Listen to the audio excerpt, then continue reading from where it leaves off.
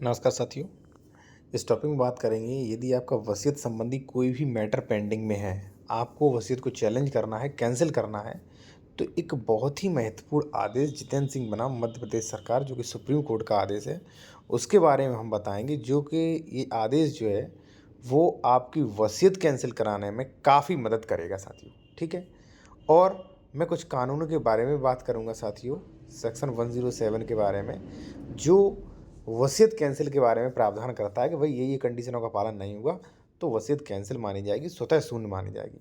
तो ये वसीयत संबंधी आपका मैटर चल रहा हो तो ये वीडियो आपके लिए बेहद ज़रूरी है और आप जान जाएंगे कि वसीयत कैसे करवाना है, या मान लीजिए फ्यूचर में आपको ज़रूरत पड़ती है तो भी आप सीख जाएंगे वसीयत कैंसिल कैसे करवाना।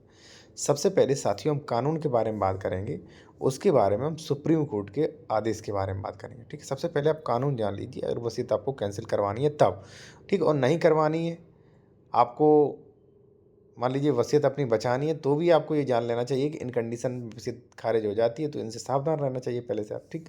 एक चीज़ मैं आपको और कहूँगा साथियों, यदि आप कोई कानूनी सलाह, कई लोग मुझसे जो है जो कमेंट्स हैं वहाँ पे क्वेश्चन करते हैं कि सर जो है आपका मोबाइल नंबर दे दीजिए, तो कॉन्टैक्ट नंबर हमारा वीडियो के डिस्क्रिप्शन में दिया गया है। यदि आप कोई भी कानूनी सलाह लेना चाहते हैं, कोई भी ज़मीन खरीद रहे हैं, उसके डॉक्यूमेंट चेक करवाना चाहते हैं, या आप मान लीजिए आपकी कानूनी आदेश की पीडीएफ लेना चाहते हैं, ठीक है, तो कॉन्टैक्ट नंबर वीडियो के डिस्क्रिप्शन में दिया गया है। साथियों सबसे पहले मैं आपको बता दूं, 107 ये प्रावधान करती है कि भूमिधर द्वारा आसामी द्वारा वसीयत, ठीक है, कि वसीयत किन कंडीशंस में की जा सकती है, और इन कंडीशंस का पालन नहीं किया गया, 1 2 3 और भी हैं, तो वसीयत स्वतः कैंसिल, ठीक है, नहीं होती तो आदेश से कैंसिल करवाएं। पहला क्या है, उपधारा के उपबंधों के अधीन रहते हुए संक्रमणीय अधिकार वाला भूमिधर किसी ज्योतिषित या इच्छा पत्र द्वारा वसीयत करता है। दूसरा, पहला तो ये साथियों, यदि अनुसूचित जाति अनुसूचित जनजाति के व्यक्ति ने वसीयत कर दी है तो इसे आप आसानी से इस कानून से खारिज करवा सकते हो, ठीक है। तीसरा है साथियों, प्रत्येक इच्छा पत्र जो है किसी विधि, रूढ़ी या प्रथा में किसी बात के होते हुए लिखित रूप से 2 साक्षियों का अनुप्रमाणित होगा, रजिस्ट्रेट किया जाएगा। देखिए साथियों, यदि वसीयत रजिस्ट्रीकृत नहीं है, ठीक है, या 2 साक्षियों द्वारा अनुप्रमाणित नहीं है, तो इस आदेश से आप खारिज करवा सकते हो। आदेश नहीं, ये कानून है, इससे आप खारिज करवा सकते हो वसीयत, ठीक है। और अगर करवाने जा रहे हो तो ये चीज़ ध्यान में रखिए, वसीयत रजिस्ट्रीकृत और अनुप्रमाणित 2 साक्षियों से होनी चाहिए, ठीक है। पहला SC ST और फिर गवाह और रजिस्ट्रीकृत अनिवार्य है, नहीं हो तो आप कैंसिल करवाइए। ये जो कानून है इसकी पीडीएफ मेरे द्वारा ले सकते हैं, तहसीलदार कोर्ट में पेश करिए, खारिज करेगा वो, ठीक है। अब साथियों फोर्थ क्या है, इसमें फोर्थ क्या कह रहा है वो भी आप जान लीजिए, ठीक है।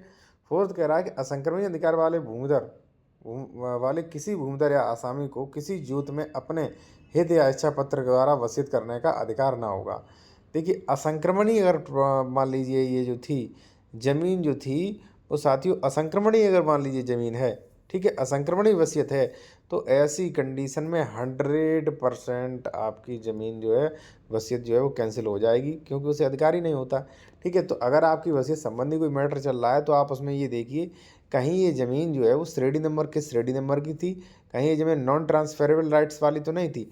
अगर ज़मीन नॉन ट्रांसफरेबल राइट्स वाली ज़मीन थी और उसकी वसीयत कर दी गई है तो 100% इस आदेश से आपकी वसीयत कैंसिल हो जाएगी, आपको फ़ायदा हो जाएगा, ठीक है। अगर मान लीजिए आप करवाने जा रहे हैं तो भाई इससे बच के रहिए, नॉन ट्रांसफरेबल राइट्स वाली ज़मीन का जो है वसीयत यानी कि बिल यानी कि इच्छा पत्र नहीं होता है, ठीक है। मैं आपसे स्पष्ट कह चुका हूँ, पहले भी कई वीडियो में मैं आपको बता चुका हूँ, ठीक है।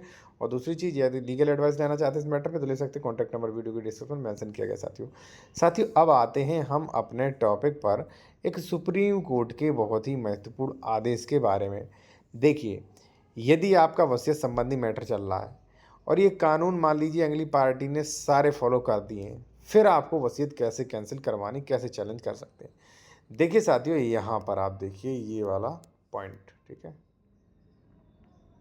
ठीक है, ये देखिए ये जो है मैंने आपको पहले ही बता दिया, ये है साथियों, ये आदेश जो दिया गया है वो दिया गया है साथियों, मैंने शुरुआत में ही आपको बताया था। ये आदेश जो है मैं आपको फिर बता दूं, जितेंद्र सिंह बनाम मध्य प्रदेश सरकार, ठीक है, सुप्रीम कोर्ट द्वारा दिया गया आदेश है। आप इसकी पीडीएफ भी मेरे रूप में मुझसे ले सकते हो। इसमें क्या है, जस्टिस MR शाह और जस्टिस अनिरुद्ध बोस की बेंच ने कहा, यदि टाइटल स्वामित्व अधिकार के संबंध में कोई विशेष रूप से जब वसीयत के आधार पर म्यूटेशन प्रविष्टि की मांग की जाती है तो पक्ष वसीयत के आधार पर स्वामित्व अधिकार का दावा कर रहा है, उसे उपयुक्त सिविल कोर्ट में अदालत में दरवाजा खटखटाना होता है और उसके अधिकारों को स्पष्ट करना होता है। उसके बाद ही कोर्ट सक्षम निर्णय के आधार पर आवश्यक म्यूटेशन एंट्री का आदेश देगा। कहने का मतलब साथियों ये है कि दोनों जजों की पीठ ने भाई ये कहा है, पीठ ने, कि अगर मान लीजिए आप वसीयत के आधार पर दाखिल खारिज चाह रहे हो, देखिए वसीयत के आधार पर ही दाखिल खारिज सब लोग चाहते हैं, ठीक है, वह सभी लोग। देखिए जैसे मान लीजिए मेरे नाम आपके पिताजी ने वसीयत कर दी, तो हम वो वसीयत कहाँ ले जाएंगे? तहसील में, कि महोदय अब इसका दाखिल खारिज कर दो। तो उस पर ये कानून बिल्कुल फिट बैठता है। क्या बैठता है? म्यूटेशन प्रविष्टि, म्यूटेशन यानी कि दाखिल खारिज की मांग की जाती है तो पक्ष वसीयत द्वारा स्वामित्व अधिकार अधिकार का दावा कर रहा है, ठीक है, मैं अपने अधिकार का दावा कर रहा हूँ कि महोदय ये आपके पिताजी ने वसीयत की थी, अब मुझे जो है दाखिल खारिज कर दिया जाए, मेरा स्वामित्व दिया जाए, ठीक। तो उसमें क्या कहा? उपयुक्त सिविल कोर्ट अदालत का दर्जा करना चाहिए, किसी सिविल कोर्ट का, ठीक है। तो वहाँ पे आपका केस जो है वो कमज़ोर हो जाएगा जब आप ये आदेश देंगे, कहेंगे महोदय श्रीमान जी तहसीलदार, इन्हें जो है सिविल कोर्ट जाना चाहिए, ठीक है, क्योंकि वसीयत क्या, ये वसीयत गलत है, मैं इसे चैलेंज कर रहा हूँ, इन्हें सिविल कोर्ट जाना चाहिए। और सिविल कोर्ट के खटखटाना होता है, उसके अधिकार स्पष्ट करना होता है। जब सिविल कोर्ट इस वसीयत के आधार पर इनका अधिकार स्पष्ट कर दे, ठीक है, तो उसके आधार पर आवश्यक म्यूटेशन एंट्री करा लीजिए, आप दाखिल खारिज करवा लीजिए, मुझे कोई आपत्ति नहीं। तो इससे उसका केस जो है काफ़ी हल्का साथियों पड़ जाएगा। और अगर ये कहीं ये केस जो है ट्रांसफ़र हो गया सिविल कोर्ट में, थोड़ी भी वसीयत करके वो मान लीजिए मिस्टेक हुई, तो ये जो वसीयत कैंसिल हो जाएगी, ज़मीन आपको आपकी मिल जाएगी, ठीक है। तो वसीयत जो है आप कैंसिल करवा सकते हो। अब क्या कहा हुआ आप जान लीजिए 5th पॉइंट में, ठीक है साथियों। एक चीज़ मैं आपको बता दूं, यदि आप कोई कानूनी सलाह या ये पीडीएफ या कोई ज़मीन के डॉक्यूमेंट चेक करवाना चाहते हो, करवा सकते हो।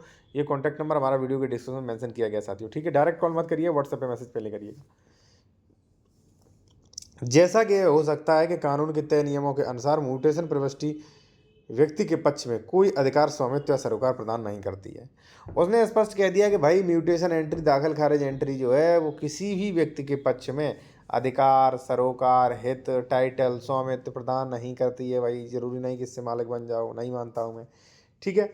अधिकार, स्वामित्व, सरोकार प्रदान नहीं करती। और राजस्व रिकॉर्ड में म्यूटेशन प्रविष्टि केवल वित्तीय उद्देश्य के लिए, यानी कि रेवेन्यू रिकॉर्ड्स, यानी कि अधिकार, अभिलेख, खतौनी, जमाबंदी, रसीद में अगर म्यूटेशन हो जाता है तो केवल इसके लिए है कि आप लगान पे कर रहे हैं, रसीद भी इसे बोल सकते हैं, ठीक है।